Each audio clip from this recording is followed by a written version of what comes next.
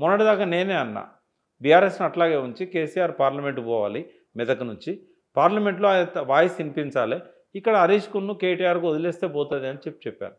కానీ ఆయన ఆ స్ట్రాటజీ తీసుకోలేదు, ఆయన అసెంబ్లీలోనే ఉండాలనుకున్నాడు. ఇప్పుడు కూడా నేను మళ్ళీ ఒక మాట చెప్పదలుచుకున్నా, అంటే ఈ పార్టీ బతకాలంటే కేటీఆర్ గారు 4 కాలాల పాటు రాజకీయాలలో తన ప్రతిభను ముందుకు తీసుకుపోవాలనుకుంటే ఇవాళ పార్టీని బతికించగలిగే ఒక గొప్ప శక్తి టీఆర్ఎస్లో ఉంది. ఆ శక్తినే యుక్తిగా ఉపయోగించుకొని హరీష్ రావు గారికి కనుక అధ్యక్ష బాధ్యతలు ఇచ్చి ప్రతిపక్ష నాయకునిగా కేసీఆర్ కూర్చొని సభనంతా ఒంటి చేత్తో నడిపిస్తూ కేటీఆర్ను హరీష్ రావు గారు పార్టీ పగ్గాలు తీసుకొని అధ్యక్షునిగా హరీష్ రావు గారు, వర్కింగ్ ప్రెసిడెంట్గా కేటీఆర్ గారు. ఈయన అర్బన్ ఏరియాలో ఓటర్స్ను ప్రభావితం చేయడంలో దిట్ట, రూరల్ ఏరియాలో ఓటర్లను ప్రభావితం చేయడంలో హరీష్ దిట్ట. కేసీఆర్ గారు అసెంబ్లీని తన దారికి తెచ్చుకొని రేవంత్ రెడ్డిని 3 చెరువుల నీళ్లు తాగించగలిగిన దిట్ట.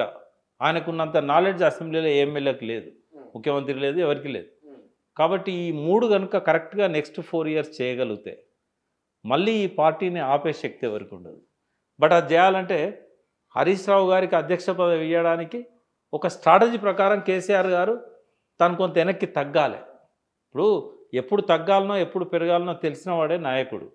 ఆ విషయంలో కేసీఆర్ గారికి ఆ పట్టుదల ఉంటుందని నేను అనుకోవడం లేదు. అటువంటి స్ట్రాటజీ కనుక కేసీఆర్ కూడా అవలంబించిండు అనుకో, తను మళ్ళీ తిరిగి అధికారంలోకి రావడానికి, పార్టీని బతికించుకోవడానికి ఏం చేయాలనో అన్నీ చేయాలనుకున్నప్పుడు హరీష్ రావు గారు ఇస్ ద బెస్ట్ ఆల్టర్నేటివ్. ఇది ఇంకోటి కూడా చెప్తున్నా, ఇది హరీష్ రావు గారికి ఇష్టం ఉండదు నేను ఇట్లా చెప్పడం.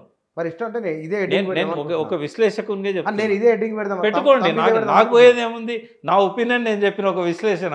పార్టీని తిరిగి, ఎందుకంటే ఇక్కడ కొన్ని చెప్పాలి మీకు. ఇలా ఉద్యమకారులు కేసీఆర్ మీద కోపంగా ఉన్నారు, కేటీఆర్ మీద కోపంగా ఉన్నారు, కానీ హరీష్ రావు మీద కోపంగా లేరు. ఎందుకు లేరు? లాస్ట్ 10 ఇయర్స్లో ఎవరికి ఏ ఆపద వచ్చినా, టీఆర్ఎస్ పట్టించుకుంటలేదని కోపం వచ్చిన హరీష్ రావు ఒక్కడే ఆయన దగ్గరికి పోయిండు, పట్టించుకున్నాడు, ఆయన ఏం చేయాలనో అన్ని చేసిండు. ఇప్పటికి ఎవరైనా చనిపోయినా ఓదార్స్తాడు. అంటే ప్రజలతో relationship is key to the success. అది వాళ్ళిద్దరు చేయలేకపోయారు. అంటే బెటర్